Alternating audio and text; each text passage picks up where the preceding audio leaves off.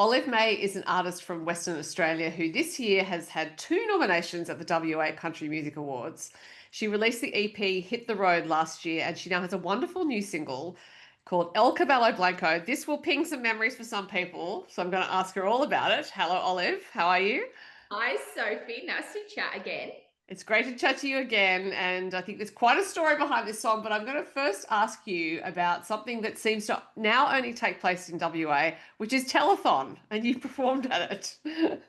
Yeah, telethon. It's such a big deal in WA, and not so much in the other states, to the point that I actually had to explain to Jules at Wild Heart Publicity what it actually was, because she was like, "Oh, I mean, great, but what?" So yeah, it's a big fundraiser for the Perth Children's Hospital, with it's on Channel 7, so all the Channel 7 celebrities come over and partake. It's a 24-hour long fundraiser, live TV. So yeah, I was on at 6:30 on Sunday morning, so it was quite an early start, but fun. In, well, that's good. It was fun. How does one warm up the vocal cords for a 6:30 start? One gets up at 4 o'clock Okay. and is still singing just before she goes on, after singing for about an hour beforehand. I've actually cottoned onto some sort of really good warm-ups on YouTube. So that's very helpful, but still it's very early to be singing for sure. Yeah, it is very early. Now, I think the telethon, given that it's in Perth, might be full of what we call personalities. That's a little pun that I've heard. I did not make that up. Thing, yeah, it's embarrassing, but it's a thing, yeah. It's a thing. I learned that from Sam Mack, the Sunrise Weatherman. So, yes, it's lots of personalities, and telethon used to happen all over the place, I think, but it's good to be part of. Yeah. Yeah, there's definitely people that only show up on to telethon on TV, like that's their one TV appearance of the year. But no, like there were people, yeah, it's always like the Sunrise people, and Home and Away, it's a big one. I walked past Matt Shervington backstage, but he was literally the only person I saw. Right. Yeah. He's used to early mornings, of course, so perhaps that's why they Yeah. had him there at that stage. Now, you are wearing a t-shirt that has El Caballo Blanco on it, Yes.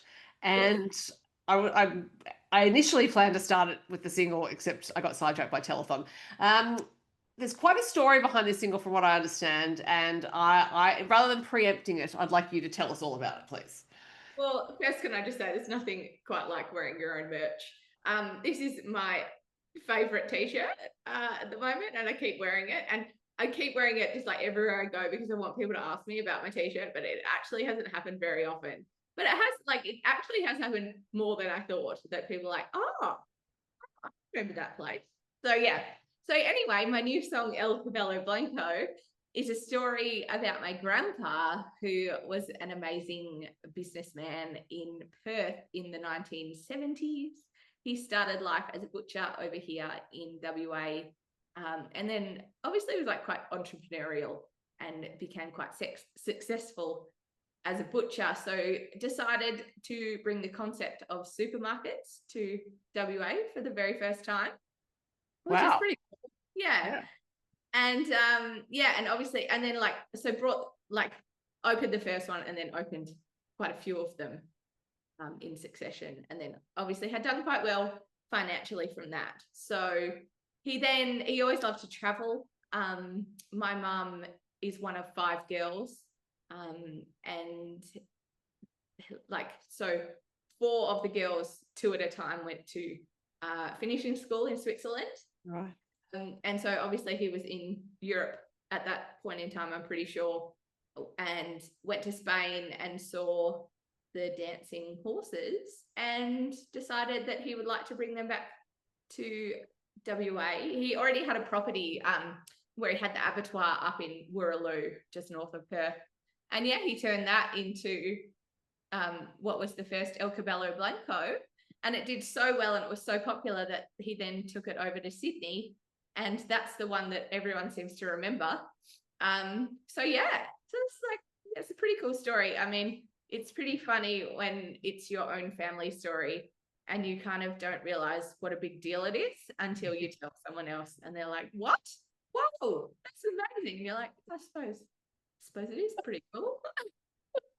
Well, as a lifelong Sydney sider who was allowed half an hour of television a day, I obviously encountered the El Caballo Blanco commercials at some point because as soon as I saw the title of the song, I was like, oh, well, that immediately brings back some memories for me.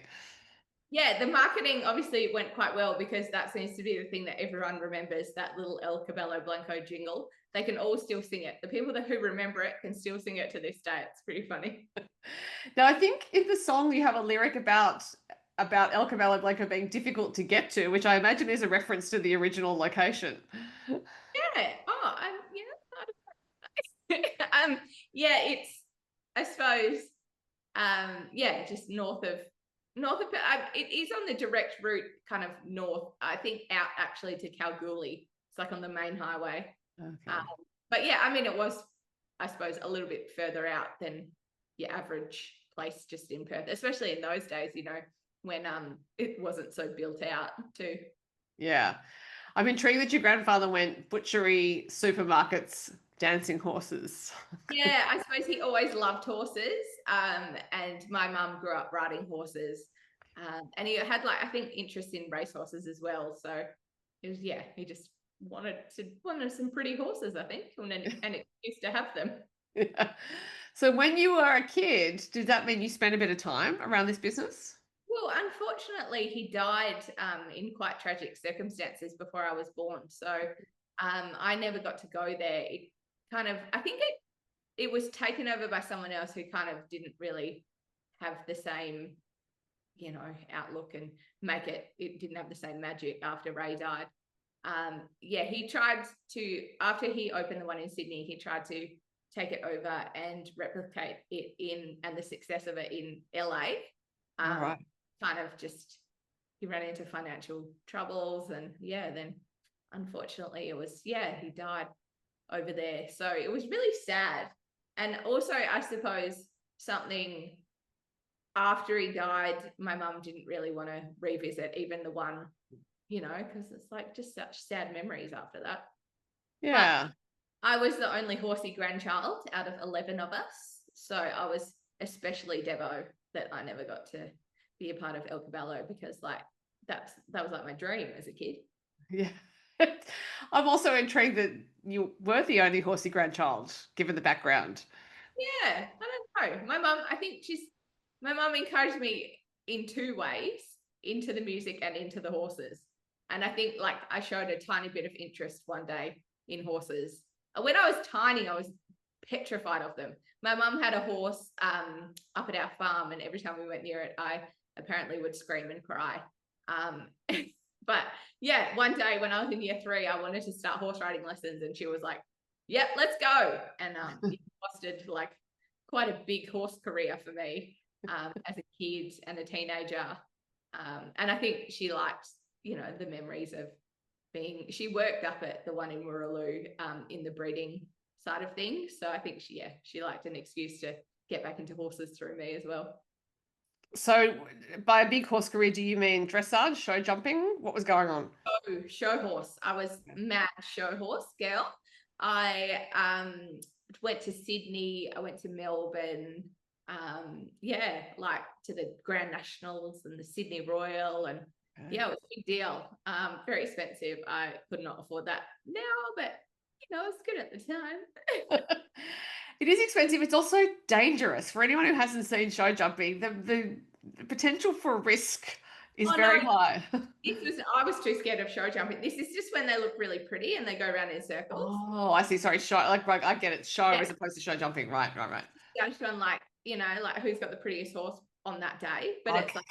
it's just up to the judge's opinion. It's not really, there's no grading, so it's actually, it's actually probably the worst thing you can do. I also think dog shows are a bit like that. It's sort of like they're looking at dogs going the hindquarters. One person likes the hindquarters, another doesn't. Yeah.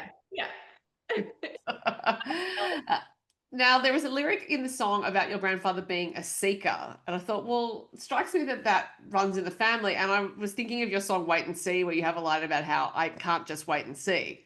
So, Yeah, seeking runs in the family, I think. very good pickup, Sophie. Well done. I hadn't even thought about that. Yeah, I mean, I suppose it's really interesting when you don't meet someone who's so closely related to you, and you kind of have to find out what they're like through just stories and, you know, family history and stuff like that. I have actually spoken to my dad a lot about Ray, especially through writing this song. He's also very much, it sounds like dad and Ray are actually quite similar. It's almost like my mum married her father, which was probably not the wisest move. But yeah, like he very kind of entrepreneurial, very like wants to just, you know, live his best life. Yeah, like just give everything a crack and just see how it goes. I suppose I am quite like that too. Yeah, you know, just gotta, life's too short to wonder. Well, it is. I mean, apart from the music, you and your family set off around many parts of Australia in a caravan for a while, which is you're literally seeking. I think you're seeking the road roundabout, but also inherently adventurous. Yeah. Yeah, well, you know, we'd spoken about that for so long. My husband and I think, had been talking about that from the minute that we met, pretty much. And yeah, I mean, I had a lot of horses at the start, so I couldn't leave them at home. So we never got to travel. And then we very quickly had tiny children. So I suppose it was a bit of a now or never situation, that trip. I'd still be out there doing it too, but my two teenage boys want to be at home with their friends. So it's actually not too much longer. Our youngest, it goes into year 9 next year. So that will be good. Well, then once they're out of school, just get back on the road. Absolutely. That's our one plan. As soon as they finish school, we're at, see ya kids, we'll leave you at home. And bye. I think it's a valid plan. Now, this song was written with Gretta Ziller, and very experienced, wonderful songwriter and artist in her own right. How did you two meet to do this? Well, of course, we met through your best friend and your favorite person in the world, Lyn Bowtell, didn't we? At a SHE Songwriting Retreat. Because I've seen so many people talk about SHE Songwriting Retreats with you lately, because I've been listening to all of your podcasts, as I told you. And yeah, so I had been thinking about going to one for ages and decided to jump in and do it at the end of last year. So I went to Lyn had one in the Yarra Valley in November last year. So Greta and I got to know each other there. We wrote a different song. I think that's going to be my next single out. It's pretty great. But we then kept in touch because she was a group leader at Academy this year. And literally, I went to Academy knowing Lyn and Greta, and that was it. So that was pretty funny. And then I just hit her up because I loved writing our song together at the SHE, and I was like, well, cool, let's do that again. And so I sent her this message, and I was like, would you maybe, like, it's all good if you say no, but I just wonder if you would write a song. She's like, she came back to me straight away. She's like, yeah, of course, I'd love to. I was like, oh. And I had actually planned to write a completely different song with her. And then we got talking about me recording an EP. It must have been like a few months beforehand. And she was like, okay, what songs have you got? Let's see, let's have a look at them. And then I showed her. So what I'd done is I'd written a completely different song, but on the same story. And she was like, that's a really interesting story. I reckon we can make this song better. Let's just try again and see what we come up with. And so that was this song. Well, because that explains why it does have quite a different feel to your earlier songs. Like it's got a different pace to it, or different tempo, I should say. There's a different structure, I think, as well. Yeah. Yeah, I think I've since my first EP, I've learned a lot about songwriting, and I've been a lot more into, you know, I've done it with a lot more intent. I've been like, oh, that'll do. Yeah, great. So actually all of the songs, I've recorded 5 songs to go on my next EP, and all of them are co-writes apart from one. So yeah, I think I've just been putting in a lot more effort, and I think that's also come through. I love how you said you went to Academy only knowing Lyn and Greta, like, oh, Like, Like how terrible. I mean, Lyn is the director of the Academy of Country Music, I hasten to point out. So you did know the very best person to know there. like, I'll be right. I know Lyn and I know Greta. This is great. I think that all rivers flow from that, if you know what I mean. Yeah. So how was Academy? Did you have a good time? Sing. I would go to Academy every year, but I just think that maybe they'd get sick of me turning up. Wade Forster has been 3 years in a row. He only went to Academy once, but he just turns up and hangs around for days.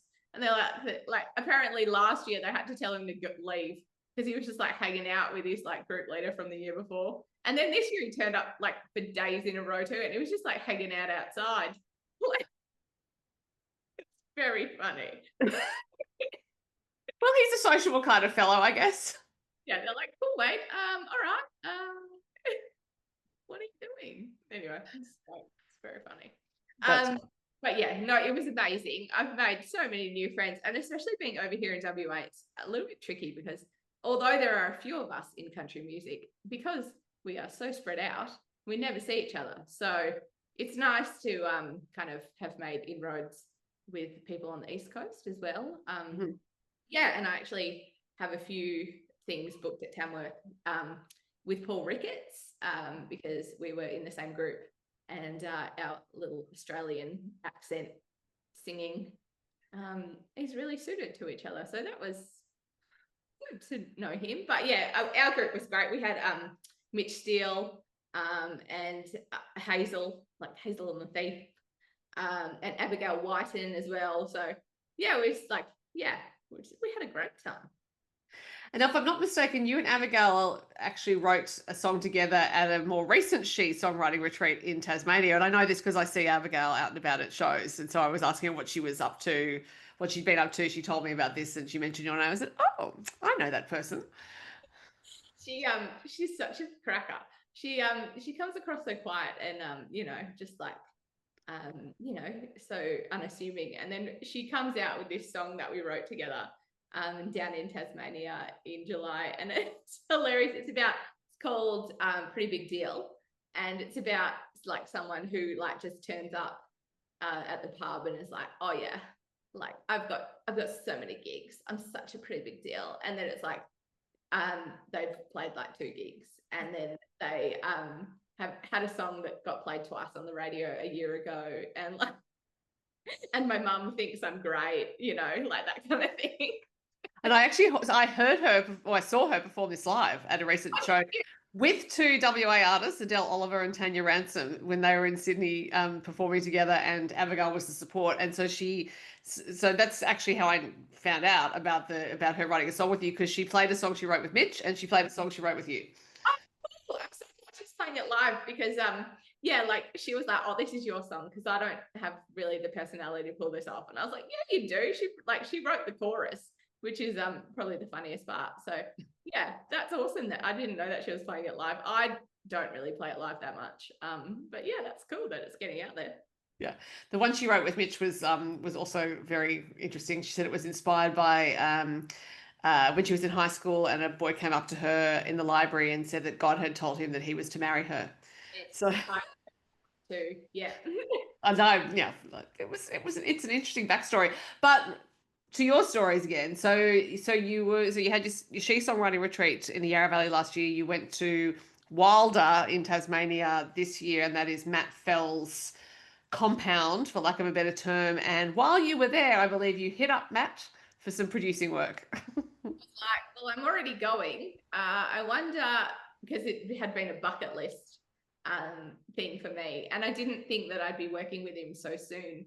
But I was like, well, if I'm going to go there, I may as well hit him up and see if he'd like to work with me. And I was lucky enough that he said yes. So we did end up recording 5 songs. And yeah, it was amazing. They sound so good, and I can't stop listening to them. So I feel like that's a really good sign. So at what point did you record those songs after asking him? Must have been like a couple, like 3 or 4 months. Right. Okay. Because I would imagine he's pretty booked up. So it helps to be on the premises saying, open your diary, please, and let's book a time. Yeah. Oh no. So like I did it while so I hit him up before I got there. Oh, okay, got it. And so I thought, I'm not going to fly to Tasmania twice. So while I'm in Tasmania, is he free? And he was. Oh, well, you really maximized your time. Yeah, we live so far away. You have to. Yeah, that's great. So obviously you could continue to stay on the premises. Well, I say obviously. I'm hoping you did. I did, absolutely. You get to stay there for like very reduced rate. It was so nice. And it was actually really good because I did the SHE Songwriting Retreat first and then stayed on afterwards. So, you know, like it was a lot with the Songwriting Retreat. It was very like, it's like, you know, you're on the go for the whole time. It's relaxing, but, you know, just around a lot of people. So it was really nice to then go into the studio and then just go into my own little room for the night and just be by myself and just chill. Yeah, it was amazing. I'm probably going to do that all the time now because why wouldn't you? Well, given that you booked him up ahead to record these songs, but when you were writing at the retreat, were there any you came up with where you thought, hey, maybe I'm going to change my mind? No, I had already sent them. They were locked and loaded. Right. So that was good. And I like to sit with this. I don't like to I know a lot of people do, but I don't like to just take a brand new song into the studio. I like to just sit with it and you know, like I think new ways of singing it and stuff like that, kind of you get comfortable with the song and then you can take it into the studio. That's the way I like to do it anyway. Is part of that process playing it live? So you're getting a sense of how it works with an audience too? Yeah, I think so. And also just, yeah, getting comfortable with it. Yeah, I don't know. Yeah, and seeing how it works. I love to play songs live a lot before I get the chance to do it a lot. So it's good. It's good to be comfortable and then take them in. Well, given that there were 5 recorded, we had the first emerging, El Caballo Blanco. So that suggests that you have some release plans over the next few months. You have to, don't you? Yeah, I mean, it's a tricky time of year because you can't release in December and you can't really release in January, but I kind of think I might do the next one towards the end of January. And then the one after that, I just just happened to be in the right place at the right time and filmed the film clip. So for the feature single for the EP, I filmed the film clip on Tuesday. Jay Senior got in touch with me and he was coming over for Strumming Bird and he was like, have you got anything? Like, I'm coming over. So obviously you don't have to pay for travel. So if you want to work together again, let me know. And I was like, well, actually I do. It's a song about the town I live in. And I was like, I would love you to come and film it in my town. It would be great. So yeah, we did that on Tuesday for another 4 a.m. start. I had to meet him at 5 a.m. to capture the sunrise. Right. Brutal, but that was really good. It's going to be amazing. So that's obviously, sorry, go on. March. Yeah. Well, which is it kind of weird though having to sit on it like that? You're like, oh, the video exists. Now I've just got to pretend it doesn't. So many interviews lately, and I actually did another kind of video live one on Tuesday, just like Tuesday night. And I'm like, I just filmed a film clip. It won't be out for months. Oh, that's like it just, yeah. I mean, it's being very organized, but I can't. You know, it was like now or never. So you gotta do what you got. Well, again, you were maximizing the time available to you with the people who were there. Yeah. So any more SHE Songwriting Retreats on the horizon, or do you think, oh, yes, you're not, okay? So Lyn put out the retreats in March on International Women's Day. And I knew that I wanted to do one with Felicity Urquhart. So that was the one in Wilder. So I actually, Jen Mize ended up coming to that one too. So Jen and I wrote an excellent song that I will record next for sure because it's hilarious. And so, yeah, so we wanted to do that one. And then she bloody put one up with Sarah Storer. And I was like, well, obviously I have to go to that one because she's my favorite. So yeah, that's in less than 4 weeks now. And Gretta's coming to that too. So that's going to be excellent. Lyn has certainly created something fantastic with this, because I know from interviewing artists that there are more and more songs coming out of this songwriting retreat. There are a lot of songs that come out of the DAG Sheep Station in Nundle, um, and I'm now hearing more of the SHE songs coming through. So I love the whole idea of the cultural impact of this that Lyn's doing, this little hub of songwriting where these songs then go out into the world. Yeah, it's amazing. It's an amazing thing she's doing. I was supposed to go to a DAG this year. I applied for it and got in and everything, but it just became a bit too hard with the recording as well. But I'm definitely dead keen to go to a DAG next year for sure. But the She's are like just like so nice because you don't have to worry. It's just all women and like it's just super cruisy. Lots of breath work, lots of like you know meditation and just chill time. And yeah, it's just such a nice vibe. So yeah, I'm a little bit addicted to She's now. So when Lyn announces the next lot, You know, I reckon I can only do one next year. I need to kind of spread the resources out a bit. But yeah, she said she's going to do it soon. So who knows? It could be. So you mentioned that you have some Tamworth shows planned, and perhaps a SHE retreat next year as well. Um, any other plans, touring plans, for example? Well, I was actually speaking with Adele Oliver the other day, and we were talking about potentially doing a bit of an East Coast run, like Northern New South Wales, Queensland run, um, after a DAG, maybe. Right. But nothing confirmed. But yeah, I really would like to get over to the East Coast and play a few shows on a bit of a tour. And yeah, just because she's just done that one, I thought she'd be a good person to go with because she's already given it a go. And I'll just be able to kind of run on what she knows. Well, it does sound like a very good plan to back out onto something else you're doing on the East Coast, like the DAG or a SHE Songwriting Retreat, Yeah, wherever, depending on where that is. yeah, absolutely.